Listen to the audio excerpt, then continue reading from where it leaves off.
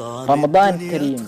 طعم الدنيا اتغير، فرحة قلبي بتكبر وبطلتك بتغير، ما أحلك يا رمضان. sheekadan ani xitaa ma qiyaasi karo inta ay soconayso, balse waxaan idin ballan qaadayaa in aan idin dhammaystiri doono soo gudbinteeda sheekadan kun habeen iyo habeen. waxa ugu muhiimsan aan huba ayaa ah inaadan marnaba ka caajisi doonin la socodka taxanaha kun habeen iyo habeen. waa sheeko aad u macaan, waxaana kala socon doontaa channelkan SYC Media. haddaba si aysan kuu dhaafin ama aysan kuu seegin sheekadan, fadlan rukuma channelkan adigoo subscribe saaraya, sidoo kale asxaabtaada la wadaag si aysan u seegin sheekadan aad ku macaan. waxaana rajaynayaa inaad igu dhiirigelin doontaan soo gudbinta aan idiin soo gudbinayo sheekadan xiisaha badan, maadaama aan jeclaystay inaan idinla wadaago mid ka mid ah sheekooyinka loogu jecel yahay dunida, waana sheekada kun habeen iyo habeen. daawadayaal kusoo dhawaada sheekadii kun habeen iyo habeen qaybteeda labaad. sheekada waxay noo maraysay qaybteeda koowaad markii labadii boqor ay arkeen wax beerta qasriga ka dhacayo iyo habdhaqankii foosh xumaa ay ku kaceen naagii qasriga oo ugu horeyso naagtii boqor Shahriyaar. boqor Shahriyaar markuu arkay waxa naagtiisa sameynayso ayuu aqliga ka duulay, wuxuuna walaalkiisa ka yaraa ku yiri nabad walaalo aan meesha isaga tagnaa, waxba ugu baahan boqortooyadan ilaa aan ka soo aragno in adduunka ay ku nool yihiin dad anagana la mid ah ama naga liito. markaas ayuu ogolaaday boqorkii, kadibna labadii si wada jir ay u baxeen ayagoo qasriga qaab qarsoodi ugu baxay. waxay safar ku jireenba maalintii dambe ay geed hoos fariisteen ayagoo daalan. geedku wuxuu u dhawaa bad yar meeshii ku taale, iyagoo meeshii ku nasanayo ayay baddii hal mar kacday, waxaana ka soo baxay wax aad moodo tiir weyn kaasoo cirka isku shareeray. markay arkeen waxaan ay aad uga cabsadeen, iyagoo geedka orod ku fuuleen, waxayna sii fiirinayeen waxa badda ka soo baxayo wuxuu yahay. masaba waxaa badda ka soo baxay waa jinni aad u weyn, aadna u dheer oo feeri weyn, wuxuuna madax ku xambaarsan yahay sanduuq weyn. jinniga siduu u soo socday wuxuu imaaday geedkii labadii boqor saarnaayeen. markaas ayuu geedka hoos fariistay, wuxuuna furay sanduuqii weynaa. markaas ayuu ka soo bixiyay sanduuq kale, wuxuu sii furay. markaas ayuu wuxuu ka soo bixiyay gabar aad moodo xurniceyntii jannada, quruxdeeda aad yaabayso sidii dayax ifaayo. markaas ayuu jinnigii gabadhii ku yiri, boqoradii xorta ahaydayow, waatan aan ku soo afduubtay habeenkii aqalgalkaadii, waxaan rabaa hadda inaan xoogaa yar aan seexdo. markaas ayuu dhabteeda inta madaxa saartay xoogaa seexday.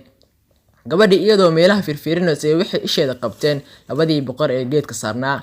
markaas ayay madaxii jinniga inta dhabteeda ka qaaday dhulka dhigtay, kadibna usoo jeestay dhankii labadii boqor ee u ishaartay inay soo degaan. markaas ayay dhaheen, jinnigan cirfiidka ayaan ka baqaynaa. markaas ayay ku tiri, soo degta, haddaadayna soo degin cirfiidka ayaan idinku soo kicinayaa. markaas ayay cabsideen, wayna soo degteen. markay soo degteen waxay ku tiri, labadiina waxaan idinka rabaa inaad ila tumataan oo ila raaxaysataan, balse way ka diideen. hase yeeshee waxay ugu hanjibtay in jinniga soo kicin doonto oo si xun u dili doono.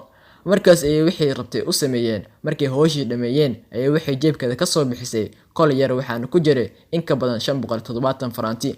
markaas ayay ku tiri, ma garanaysaan waxay yihiin faraantiyaashan?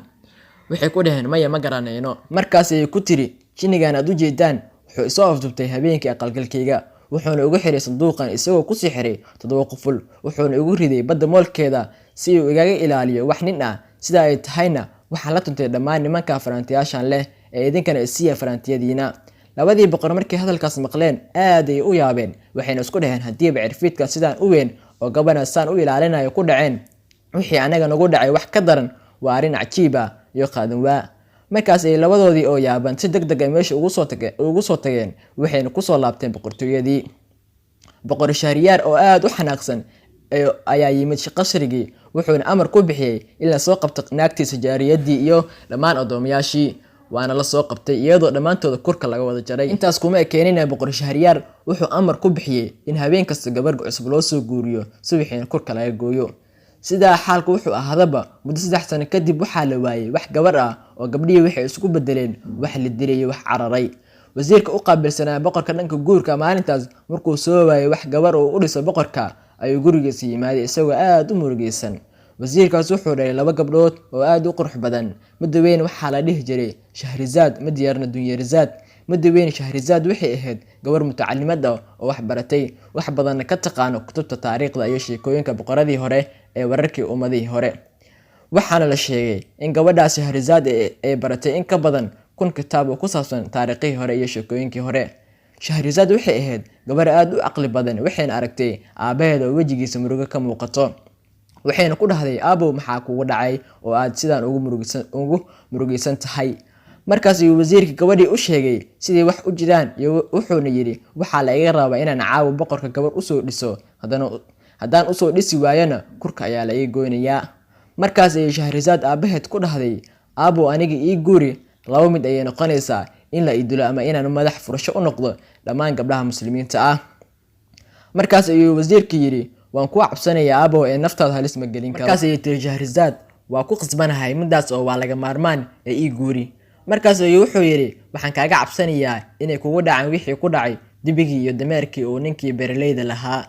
Markaas ayay Shahrazad waxay tiri, "Maxaa ku dhacay aabow?" Daawadayaal, waa naga intaa sheekadii ahayd kun habeen iyo habeen. Inta aynu ku kulmi doono qaybteeda xiga, sidaas iyo Ramadaan Kariim.